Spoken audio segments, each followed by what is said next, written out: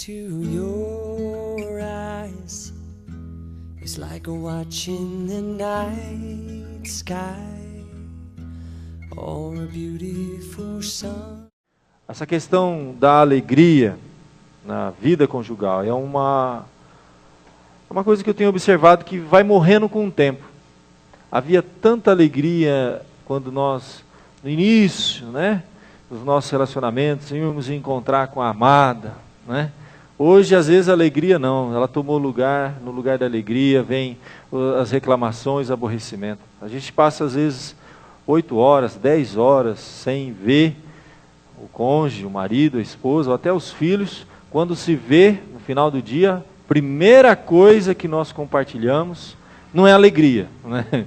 São os problemas que ficaram em casa, que a esposa já descarrega no marido, os problemas do trabalho que o marido descarrega na esposa, os problemas da escola que o filho... Então, a alegria eu acho que... Eu tenho certeza, biblicamente é um sentimento que a gente deve buscar, que nós devemos realmente resgatar. Eu vou falar bastante sobre isso com vocês. E a alegria em várias situações, mesmo em meio às dificuldades dessa vida. A alegria na espiritualidade é uma coisa que eu quero ressaltar bastante aqui com a igreja. A alegria nas diferenças que existe entre marido e mulher, homem e mulher. Há uma diferença enorme e as diferenças não devem ser motivo de atrito, de briga, mas de alegria, celebração. Alegria também, finalmente, no perdão mútuo. Porque no fim de tudo isso aí, se não houver perdão no relacionamento, ele não permanece, ele não continua existindo, ele acaba, a gente sabe disso. Perdão é fundamental e é necessário. E para começar com vocês essa noite, falando sobre essa questão desse tema, eu me lembro deste texto que me chamou muita atenção. O amor conjugal é por muitas vezes uma obra secreta de Deus, ligando o coração de uma pessoa a outra, por nenhuma causa conhecida. E assim, quando esse poderoso ímã atrai um ao outro, nenhuma outra pergunta precisa ser feita, mas aceita-se que tal homem e tal mulher foram feitos no céu, um para o outro, e que Deus mesmo os uniu. Daniel Rogers escreveu isso em 1642. Hoje nós daríamos o nome para isso do quê? Da paixão, daquela primeira sentimento que brota no coração, o desejo de estar junto com aquela pessoa, que liga dois corações. É um mistério, é uma coisa extraordinária. Esse texto eu encontrei num livro há 15 anos atrás. Quando eu e minha esposa nos casamos, nós colocamos no nosso convite de casamento. E ele fala desse mistério de Deus, que une duas pessoas. E você foi unido a uma segunda pessoa, homem com mulher, marido e mulher, por um mistério de Deus. Alguma coisa aconteceu. Você olhou para aquela pessoa e se sentiu tocado. Fez diferença. Bateu aquela química, como diz assim. E conforme você foi convivendo, isso foi se confirmando ou não, na verdade. Porque a aparência física é importante, mas só no início. Muitas pessoas você senta para conversar, não tem nada. Você vai convivendo com a pessoa, não tem perspectiva, não tem projeto de vida. E é necessária essa continuidade. Sonhos juntos, né? Tiveram lá no início, projetos. Eu me lembro que quando eu comecei o meu relacionamento, eu fui me aproximando. E quanto mais eu cavava, mais eu encontrava. E é duro hoje em dia, porque as pessoas valorizam tanto aquela primeira aparência, aquele primeiro impacto. Mas e o que vem depois? E como que vai ser esse relacionamento depois? Né? Eu brinco, a minha esposa me conquistou aquele primeiro impacto, depois a gente sentou para conversar, depois um dia ela cozinhou uma comida paraense, eu sendo paraense, né? Aí teve jeito. Depois ela tocou um sax para mim, eu falei, pronto, né? Completo, né? A gente conversava sobre qualquer assunto, uma pessoa experiente, né, que tinha viajado, morado em vários estados, quer dizer, esse tipo de coisa que vai pegando e você vai se sentindo atraído por aquela pessoa, tem conteúdo, tem uma conversa que bate com a sua, tem que ter aquela primeira química, e isso vai se construindo um relacionamento, e quando menos você percebe, vocês já estão noivos. Marcaram a data do casamento, e foram lá, e fizeram promessas, e começaram um relacionamento. Tudo era alegria, tudo era sonho. nos primeiros meses começam a vir as contas. Você começa a descobrir um monte de outros problemas que não se falava antes, mas você nunca me disse isso. Você começa a conhecer o outro lado da família daquela pessoa, que também tem um monte de problema. Você vai descobrir que ela tinha defeitos, e ele também tem defeitos que no namoro não apareceram. E aí vai se perdendo a alegria. E aí você começa então, até que a morte nos separe. Né? E é longo esse negócio, né? E vai demorar demais. Meus queridos, eu tenho certeza que tem muita coisa para a gente cavar na vida do nosso cônjuge. Coisas preciosas. Coração de mulher é um mar profundo que você tem que ir lá e tirar coisas preciosas de lá. E voltar a ter aquela primeira alegria de quando você começou o relacionamento com a sua amada e vice-versa. Eu creio que tem muita coisa que precisa ser resgatada. Completei 15 anos de casado agora, início do ano. E eu vou dizer para vocês, está sendo cada vez melhor. Cada vez melhor. Parece que a gente tem uma fase, parece arrebentação. Quem já foi no mar sabe, tem aquela arrebentação, parece que você não vai conseguir. Depois que você passa aquela arrebentação, vem uma onda maior. Não, depois vem um tempo de refrigério, de um tempo de maturidade no relacionamento. É que a gente deixa de brigar por pequenas coisas. Porque eu vou dizer para vocês uma coisa, o que nos separa não são os grandes problemas nos unem. Você pode observar que os casais brigam por causa das pequenas coisas. São esses pequenos problemas que tiram a nossa alegria no dia a dia. Que desgastam o relacionamento. Que impedem a gente de celebrar a alegria de estar junto, de viver junto. De construir sonhos e fazer coisas maravilhosas. Então eu pensei muito nesse tema, nessa questão da alegria. E não tem como a gente não transparecer a realidade do que a gente vive, as minhas experiências. Eu sei que você tem as suas, cada um de nós temos as nossas experiências. Mas o que eu quero dizer para você é o seguinte: maracujá, quanto mais murcho, mais doce. Se a coisa está azeda, você tem que trabalhar. É possível sim restaurar qualquer relacionamento. É possível restaurar a alegria no lar. E eu quero que vocês voltem a sorrir depois de 8 horas de trabalho, aguentando um chefe chato, a esposa com um monte de problema dentro de casa. Vamos deixar os problemas para depois. Vamos celebrar, vamos ver as coisas boas. Nós vamos começar hoje então falando da nossa... resgatando a alegria nas dificuldades da vida 2. Porque temos que admitir que dificuldades existem. Eu vou pedir para você abrir lá em Gênesis capítulo 26, verso número 8. A história de Isaac e Rebeca. Isaac e Rebeca. Gênesis capítulo 26, verso de número 8. Ora, depois que eles se demoraram ali muito tempo, Abimeleque, rei dos filisteus, olhou por uma janela e viu. E eis que Isaac estava brincando com Rebeca, sua mulher. Na minha tradução está assim. Na sua, eis que Isaac estava acariciando, não é assim que está na sua tradução? Rebeca, a sua mulher. Vamos só esse texto por enquanto. Vamos orar, vamos pedir a bênção de Deus. Nós vamos falar essa noite com você sobre esse tema. Resgatando a alegria nas dificuldades da vida a 2. Muito bem, gente. Vamos entender. Quando eu falo sobre... Eu vou contextualizar esse verso que eu acabei de ler com vocês. 26:8. Já no primeiro ponto. Vocês vão entender o que estava acontecendo. O primeiro ponto para mim é o seguinte. Nós temos que aprender a viver em meio às dificuldades. Não estou falando de se alegrar ainda. A conviver. A aceitar. Admitir a realidade de que existem dificuldades inerentes, entendeu? Da vida conjugal, da vida familiar, simplesmente pelo fato de nós estamos vendo um mundo caído, um mundo imperfeito, em que nem tudo acontece como a gente quer. E aquela ilusão, entende? Aquela fuga da realidade que muitos tiveram ao iniciar um relacionamento e desistir no meio do caminho, é porque eles estavam realmente iludidos. Porque a vida, ela traz dificuldades. Aqui você está diante de uma história muito interessante, a história de Isaac e Rebeca.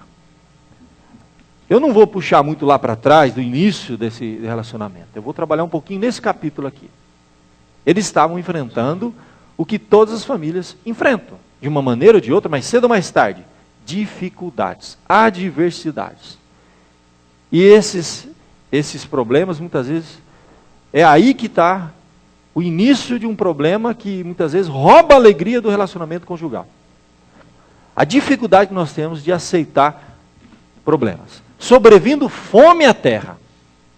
Sobrevindo fome à terra. Além da primeira, a vida nos dias de Abraão.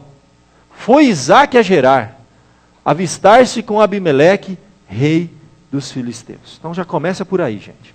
O Filho de Deus, não tem ilusão, quando houver fome na terra, ele também vai sofrer o impacto disso. Quando o país entra em crise, quando começa a surgir desemprego, aqueles que têm comércio aqui, quando começa a ver as vendas caírem, os problemas se avolumam, as contas, as dificuldades. Aqui, meus queridos, você está vivendo um período de crise. Fome na terra. Tudo ficava mais difícil.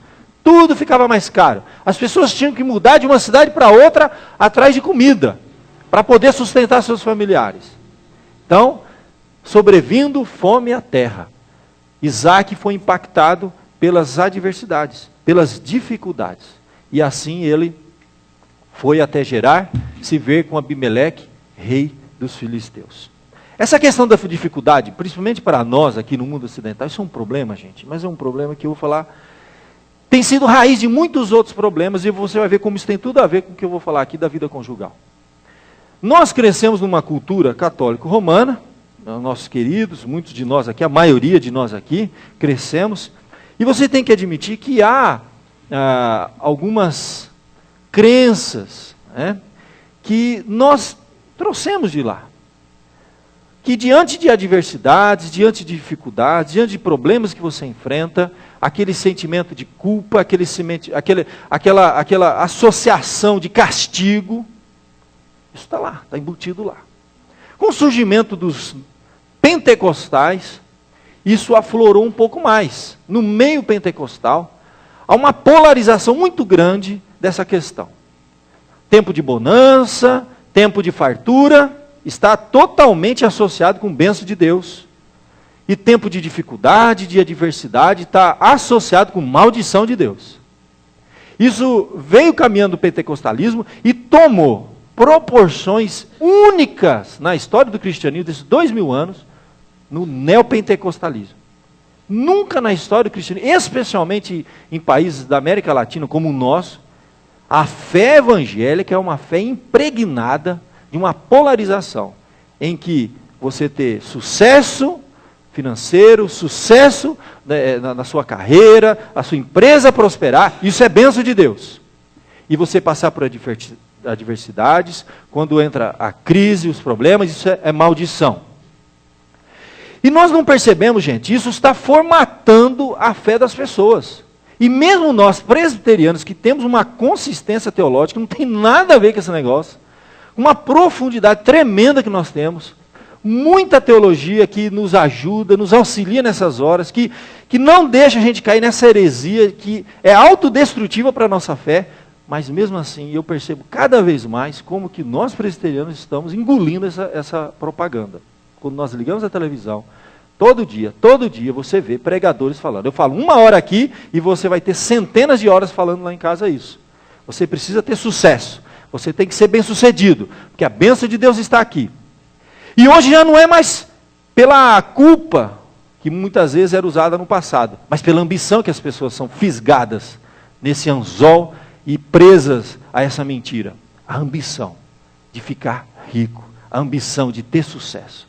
Então as igrejas, muitas vezes, do neopentecostalismo, trazem esse requisito lá do catolicismo romano, esse sincretismo de fé, de crença, entrou no pentecostalismo e agora aflorou de uma maneira única na história.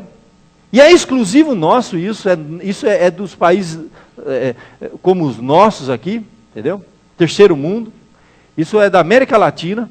E nossa fé presbiteriana está embutida com esse negócio. Nós não sabemos lidar com o sofrimento. Nós no mundo ocidental temos dificuldade, mais que no mundo oriental. Qualquer tipo de sofrimento, nós não sabemos lidar. Eu sou fruto dessa época, eu também sou geração Tilenon. Eu não sei lidar com o sofrimento, eu não sei lidar com as dificuldades.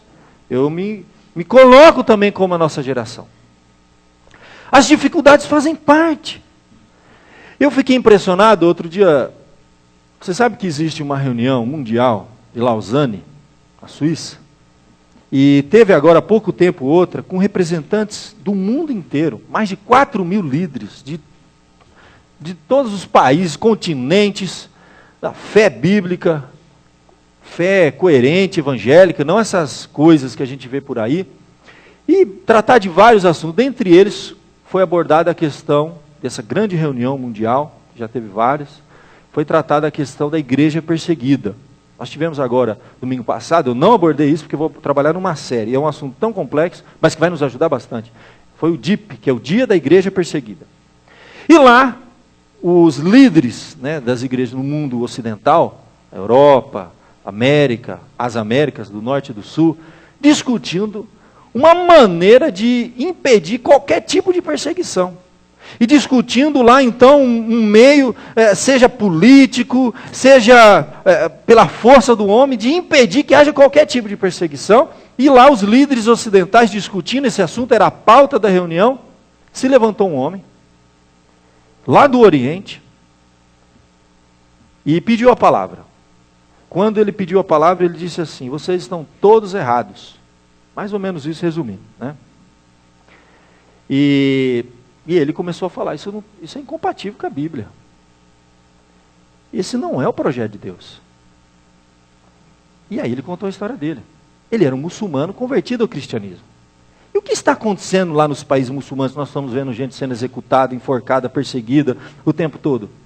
A gente se esquece, gente, do que está escrito na Bíblia. A nossa fé está tão impregnada com esse conceito de sucesso, e que a gente não pode nem ouvir falar de sofrimento, e a gente quer tirar isso de qualquer forma, que esquece que isso faz parte, gente. Isso está no pacote. Não tem como tirar isso. Tirar isso desconstrói toda a nossa fé, desconstrói tudo aquilo que a Bíblia fala, se torna uma pseudo-fé. Não tem nada a ver com a fé bíblica. Vou explicar por quê. Deus utilizou as perseguições para trazer o cristianismo, para que o cristianismo sobrevivesse e se espalhasse por toda a terra, durante esses 2000 anos. Se você vê a história do cristianismo, foi por meio de perseguição que o evangelho se espalhou lá na igreja no início, em Atos. Foi por meio de perseguição que atravessou o continente e foi para a Europa. Foi por meio de perseguição que da Europa eles atravessaram o oceano e vieram para a América do Norte. E assim a fé foi se espalhando pelo mundo. E um muçulmano, gente, que não ouve o evangelho, mas quando vê um cristão dando a sua vida pela fé evangélica, ali você tem o verdadeiro mártir. E eles estão sendo tocados por isso. Pessoas que poderiam facilmente dizer não à fé cristã, morrem por ela, e eles estão sendo usados como semente do evangelho nesses países muçulmanos. E ele era um muçulmano convertido ao cristianismo. Ele diz o seguinte: não tem como parar a perseguição. Só tem uma maneira: para de pregar o evangelho. E o que foi trabalhado ali foi o seguinte: o sofrimento, algo assim que é inconcebível a nós, e principalmente nós ocidentais, isso. Porque na cabeça nossa não entra, não encaixa no pacote de dificuldades, sofrimento. E pelo contrário, as pessoas estão buscando a fé para se livrar de dificuldades e sofrimento, e não sabem que existe dificuldade e sofrimento inerente à fé cristã. Existe dificuldade e sofrimento inerente de quem vai trabalhar, inerente de quem se casa, e por nós não aceitarmos isso, a pessoa embute assim: eu nasci para ser feliz. Eu não quero nenhum tipo de dificuldade. Então, se o meu emprego está trazendo qualquer tipo de incômodo, o que eu faço? Peço as contas. Peço as contas, peço as contas, peço as contas. Mas o que isso tem a ver com casamento? Isso está tão embutido em nós que no casamento, quando eu encontro qualquer tipo de dificuldade, o que eu faço? Peço divórcio. Eu não casei para ter dificuldade. Eu quero ser feliz. Entendeu? Então, percebe que isso está embutido. E a gente não percebe, mas tem pessoas que têm essa mentalidade, essa polarização. Então, se tudo estiver indo bem, Deus está me abençoando. Se não, é mão de Deus, é maldição. Toda essa heresia que é trazida para dentro da nossa fé, atrapalha a nossa caminhada cristã, atrapalha tudo que nós fazemos na nossa vida, atrapalha o nosso casamento, porque nós não sabemos conviver com coisas que incomodam. Nós não conseguimos viver com nenhum tipo de espinho. E Deus, claramente na Bíblia, colocava espinho na vida dos seus filhos, porque Ele tinha um propósito maior. Na verdade, o que eu estou falando tudo isso é pelo seguinte: Isaac, ele tinha dificuldades. Ele aprendeu a conviver com essas dificuldades. Se você continuar lendo a história de Isaac, você vai ver que ele tinha um monte de defeito. Porque no momento que ele começou a descer e foi lá para a região de Gerar, se você continuar lendo no texto sagrado, o Senhor vai aparecer para ele, para. Verso de número 2, apareceu-lhe o Senhor e disse, não desça ao Egito, habita na terra que eu te disser, peregrina nessa terra e eu serei contigo. Peraí, mas era tempo de fome, e a terra que ele estava ali, Gerar, era a terra dos filisteus, os maiores inimigos do povo de Deus. Deus falou assim, não, você vai conviver com essa gente aí, porque eu tenho um propósito para você, não vai para lá não. Mas o plano e o projeto de Deus é no meio daquelas dificuldades que Deus ia agir. A gente se esquece que é no meio das dificuldades que Deus opera e Deus age. É no meio dos martírios que nós estamos vendo lá, muçulmanos se rendendo à fé cristã. Pode ser que seja no meio das dificuldades que Deus vai usar a sua vida para abençoar muitas outras vidas. Eu não estou dizendo que nós somos masoquistas, vamos procurar sofrimento e perseguição, pelo amor de Deus, não estou dizendo isso. Mas existem alguns que são inerentes em todas as áreas da nossa vida. E não é diferente na vida conjugal, na vida em família. Amar dói. Conviver com uma pessoa totalmente diferente de você. É totalmente diferente. Vocês não cresceram na mesma casa, vocês não têm os mesmos hábitos, vocês não têm os mesmos costumes. Tudo é diferente entre marido e mulher. E demora muito tempo para acertar as arestas e a coisa se encaixar. E às vezes vai morrer e não vai encaixar tudo. Entendeu? Mas nós não conseguimos viver com dificuldades. Nós temos um problema grave com esse negócio. Nesse caso, meu querido, se você continuar lendo, Deus vai falar para ele, você fica em Gerar. E o que a Bíblia vai dizer? Verso de número 6. Assim habitou Isaac em Gerar. Ele teve tanto problema lá em Gerar, teve tanto problema, mas ele aguentou firme. Porque estava dentro dos planos, dos propósitos de Deus. Ele viver naquela situação. Se você continuar lendo, você vai ver que vai chegar uma hora que ele vai ter que ficar ali no vale de Gerar, porque ele não conseguia viver dentro daquela cidade, de tanto problema que ele teve. E ele abriu um poço para viver, os filisteus tampavam. Aí ele ia para outro lugar, abria outro poço ali em volta de Gerar, e os filisteus entulhavam o poço. Aí ele abria outro poço, os filisteus entulhavam. Você vai ter nesse capítulo só, você lê com calma, umas 5 vezes ele enfrentando dificuldade. Não bastasse a seca, fome, dificuldades, perseguição, vivendo num país de pessoas que odiavam ele. Eles eram, os filisteus e o povo de Deus eram inimigos, havia ódio. Tudo que eles faziam, havia inveja. A Bíblia vai dizer que os filisteus invejavam ele, quando a coisa dava certa. Ele abria um poço, saía água, o pessoal ia lá, entulhava o poço. Só adversidade, só dificuldade. Mas o primeiro passo que eu tenho aqui, de tudo isso que eu falei, resumindo, primeiro ponto é esse. As dificuldades, gente, fazem parte, estão no pacote. Tem coisa que não tem jeito. Você casou com uma pessoa, você formou um lar e as dificuldades virão, de uma maneira ou de outra. O convívio exige bastante de nós. Muita paciência, um exercício constante, perseverança, esperança. Esperar às vezes anos a fio para mudar algumas coisas dentro de casa. Nós queremos às vezes mudar na marra, na raça, né? Mas não muda. As coisas levam tempo. Existe a maturidade no relacionamento, isso leva tempo. O maracujá, quando é novinho, ele é bonitinho, lisinho assim, você olha assim, aquele que até brilha, amarelinho. Você corta e experimenta, ele é azedo. Com o tempo ele vai ficando enrugado, vai ficando feio, e quanto mais feio ele é, mais doce ele é. Desculpa eu usar um jargão popular aqui, mas você vai conhecer, você lembra dessa expressão. Panela velha? Muito bem. O segundo ponto, gente, depois de a gente admitir a possibilidade de que existem dificuldades, e nós estamos prontos para enfrentá-las. Porque, ó, vou dizer uma coisa, dificuldade vai revelar o nosso caráter. E o que Deus, uma coisa que Deus abomina, sabe o que é? Aqueles que fogem. Deus abomina o covarde. As pessoas que não enfrentam, elas fazem o contrário, elas fogem. Isso é covardia. A dificuldade faz parte do relacionamento, da família, do lar, em todas as áreas da nossa vida. Aceitando isso, agora como que eu vou ter alegria no meio das dificuldades? Isaac, com todos os problemas que ele tinha, havia fome na terra, ele estava num país estrangeiro, a coisa era tão complexa lá, que a mulher, dá a entender que Rebeca era uma mulher tão bonita, tão bonita, tão bonita, que ele ficou com medo, nesse caso ele falhou, de dizer que era a esposa dele. Fala assim, se eu disser que você é minha esposa, eles vão me matar, porque os filisteus não eram flores de cheiro. E eles vão pegar você. Então nós vamos fazer de conta que nós somos irmãos. E ele chegou com essa história lá que eles eram irmãos. E vai acontecer uma coisa muito interessante. O texto sagrado vai dizer que o tempo vai passar.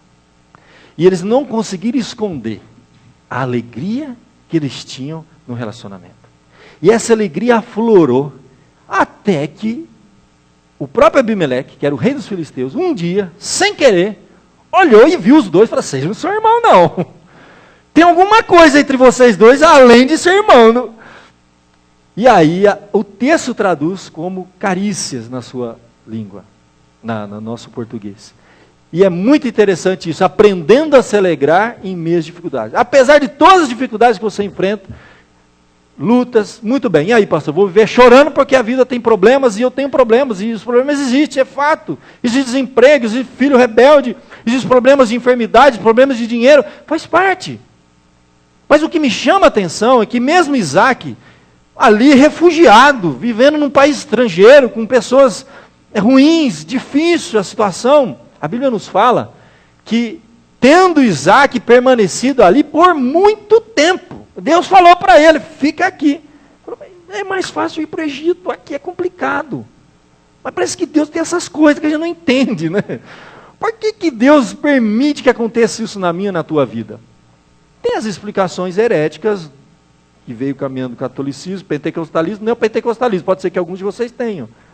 Que é castigo de Deus, é claro, você merece. Todo o castigo do mundo e Deus está te punindo. O duro é que assim, a gente sofre e as pessoas sofrem, mas no dos outros é castigo. No nosso, sou uma vítima, estou sendo perseguido. É uma coisa confusa isso, né? Não funciona. Os sofrimentos fazem parte. E vem para todos. E para os filhos de Deus de modo muito especial.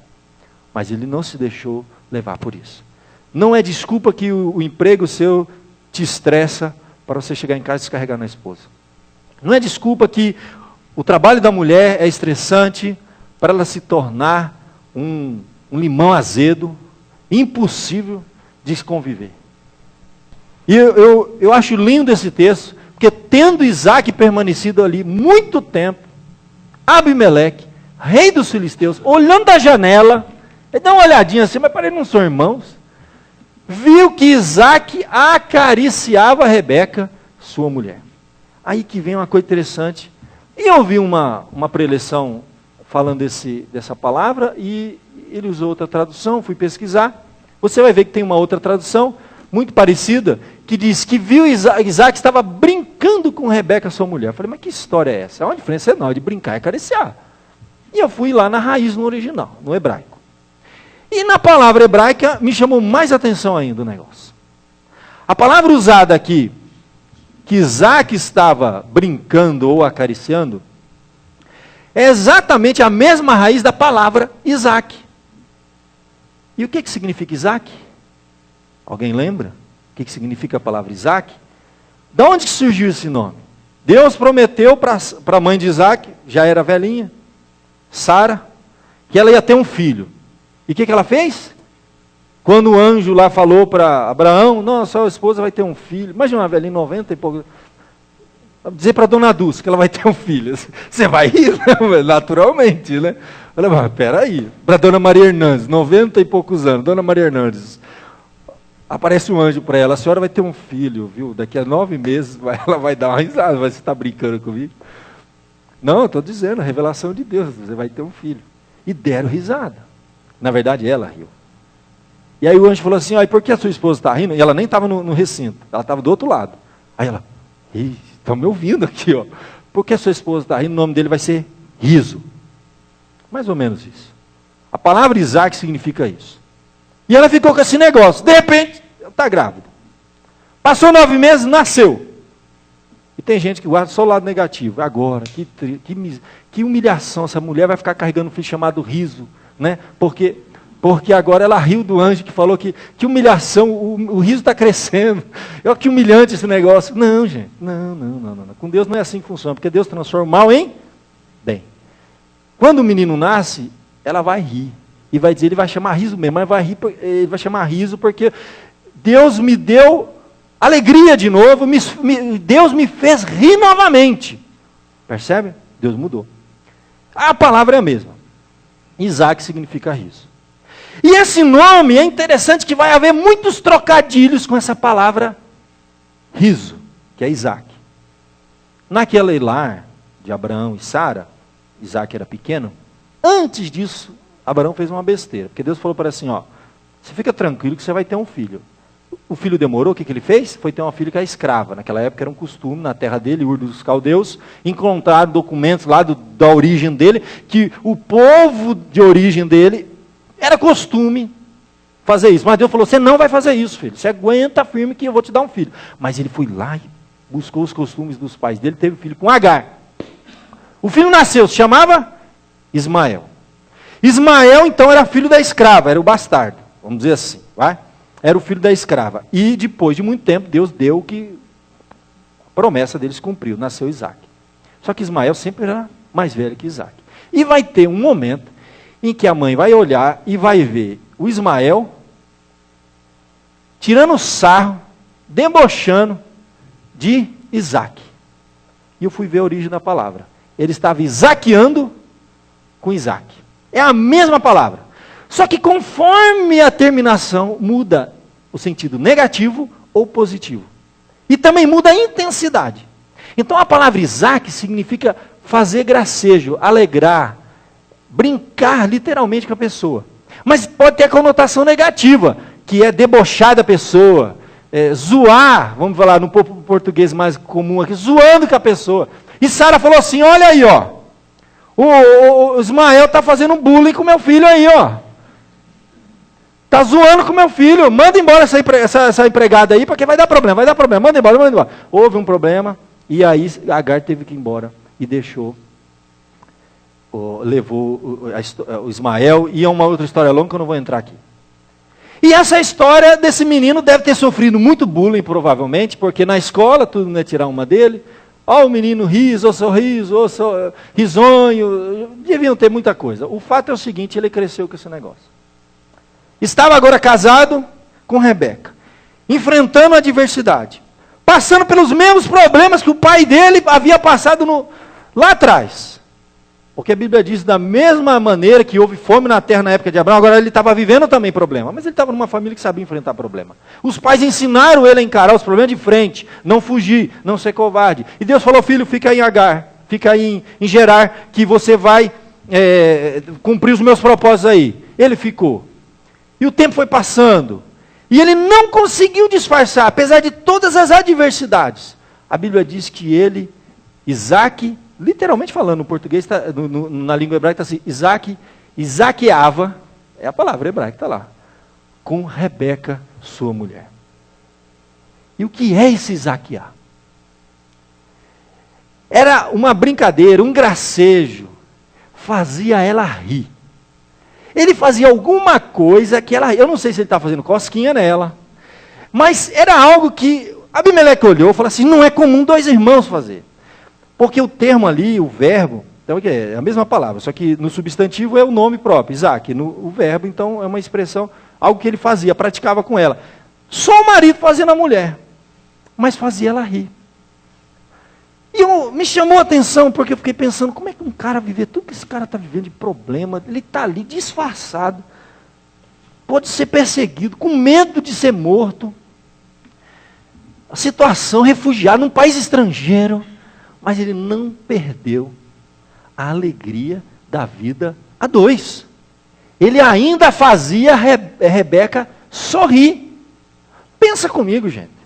Nós damos muitos motivos para não fazer o nosso cônjuge sorrir. Há quanto tempo que você não faz seu cônjuge sorrir? Uma piada nova que você não conta para ele, nem que seja isso, de criativo. É que você vai contar, beijo, eu ouvi essa umas 20 vezes, conta outra, vai. Quanto tempo que você não provoca riso na vida do seu cônjuge? Isso é um sinal muito forte, gente. Será que o relacionamento se tornou uma coisa tão horrível, tão insuportável? E eu digo para as moças que estão aí eu procurando, viu? Primeiro tem que ser um cara de Deus. Segunda coisa, ele te faz rir ou te faz chorar. Se ele só te faz chorar, te prepara. Viu? Vai só piorar depois do casamento, entendeu? E eu achei interessante. Então Isaqueava com Rebeca. Eu acho que está faltando. Eu acho não, já tenho certeza. Eu estou há 10 anos, entende? Estou há 10 anos quase aqui, trabalhando com casais. E vendo casais se separarem, e vendo gente casar, e vendo gente se separar, e vendo gente casar.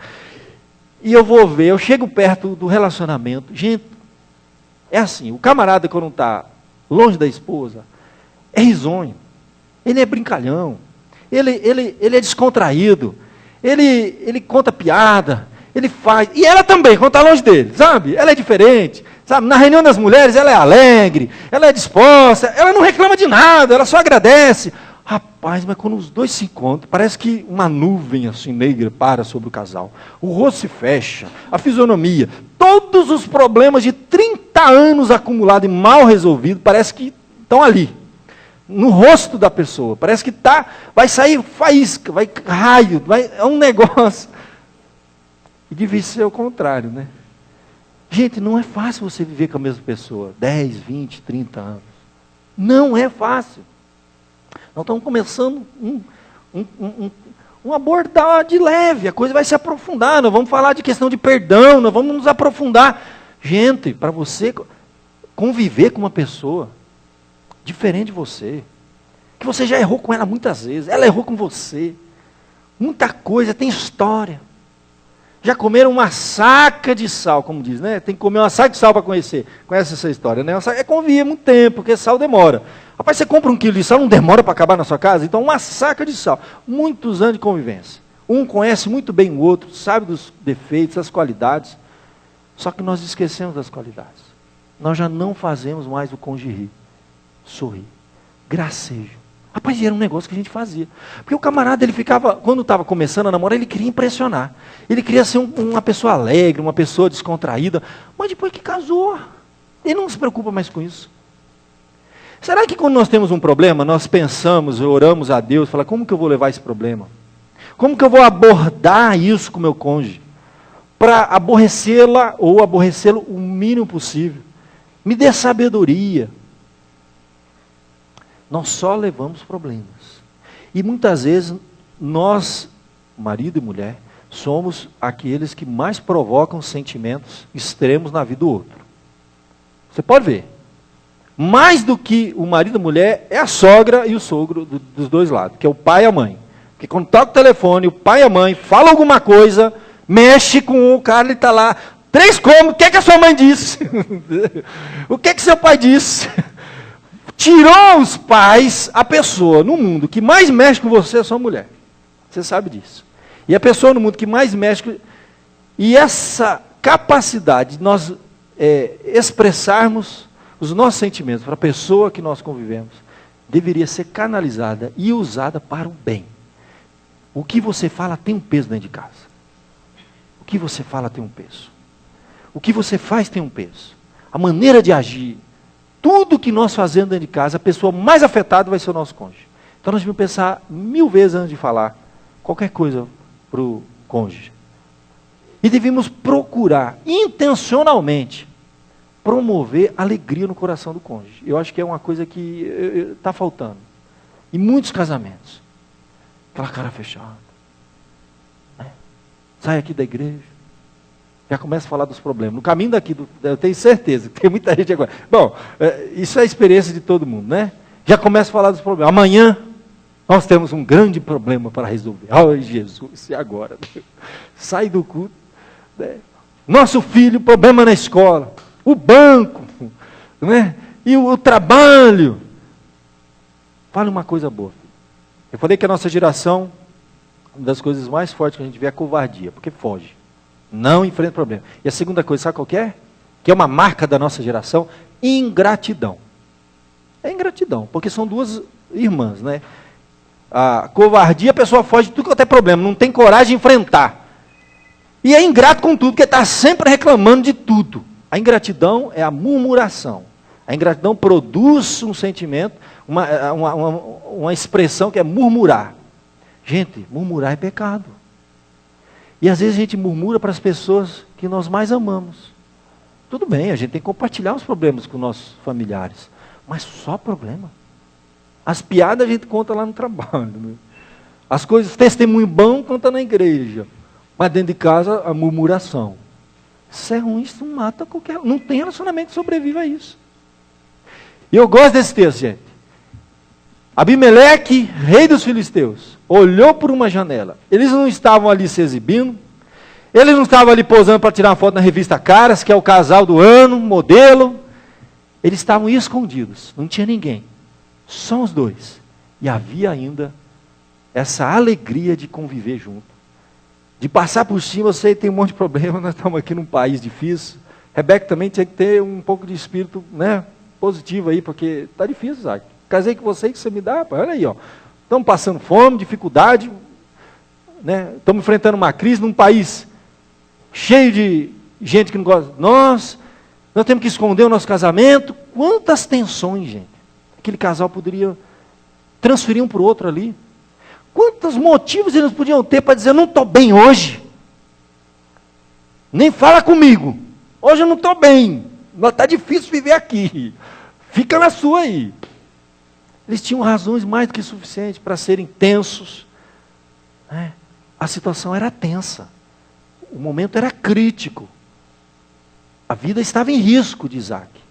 Mas eles encontraram tempo para brincar. Fazer gracejo. Cosquinha, não sei.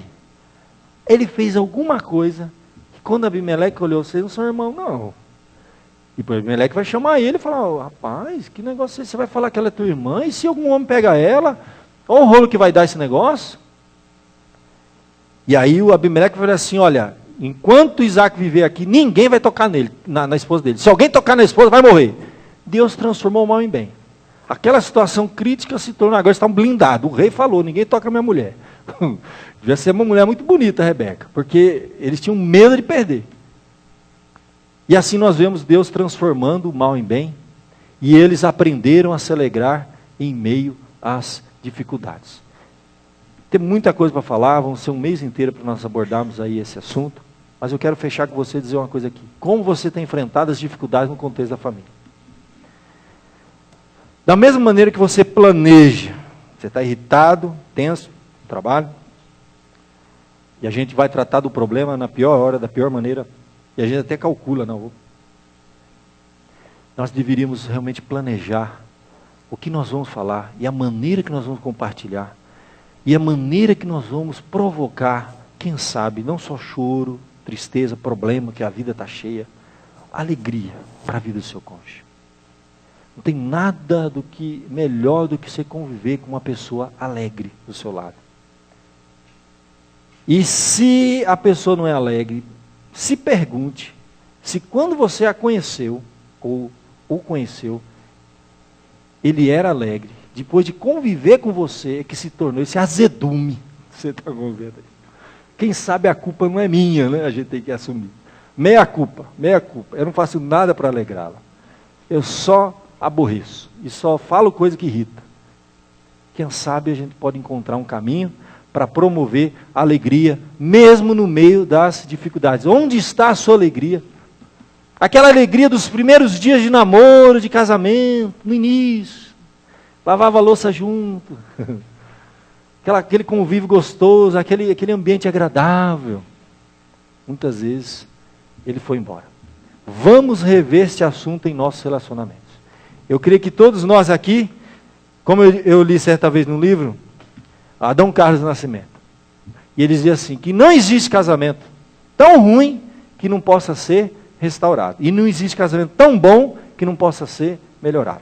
Eu não estou dizendo aqui que todo casamento está estragado. Eu estou dizendo que não existe casamento tão bom que não possa ser melhorado. E nem tão ruim que não possa ser consertado. A palavra era essa.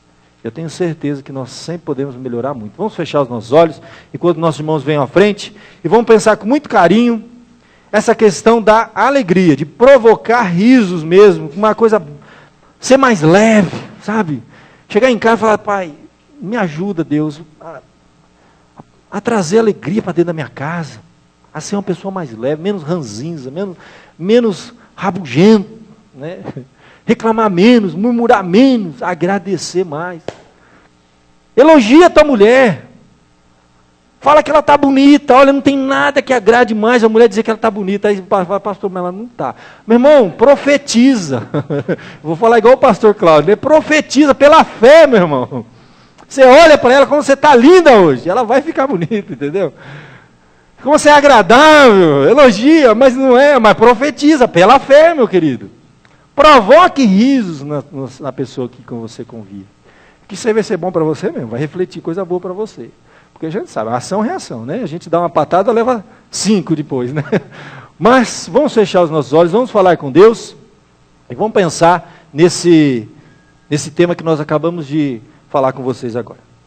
Ó Pai querido, nós te louvamos porque a Tua palavra ela é rica, Senhor, de experiências profundas, de experiências que fazem a diferença, Senhor. Pequenas coisas, Pai, no dia a dia, fazem uma diferença enorme, Senhor.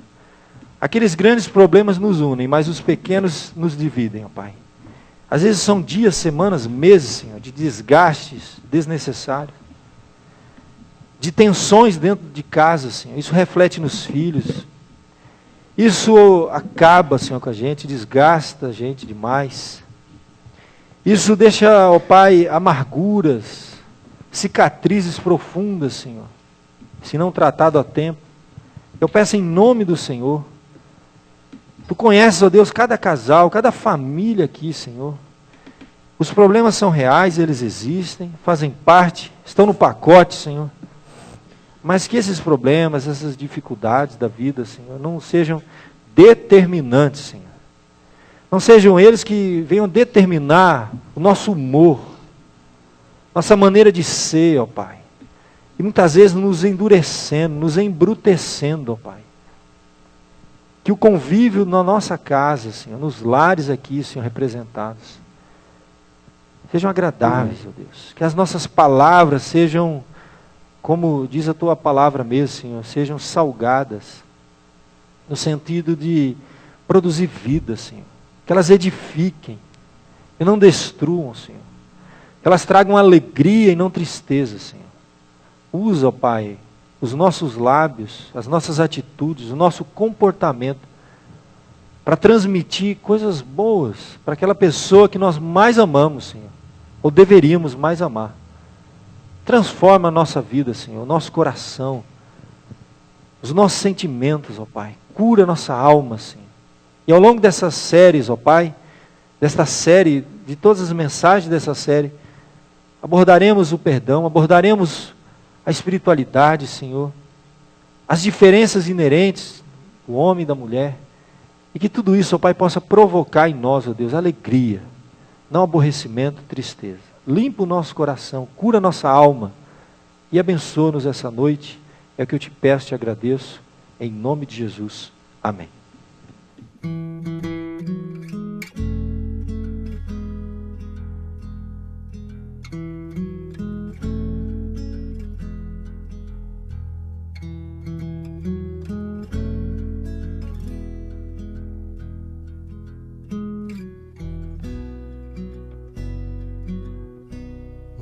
Look into your eyes, it's like watching the night sky or a beautiful sun.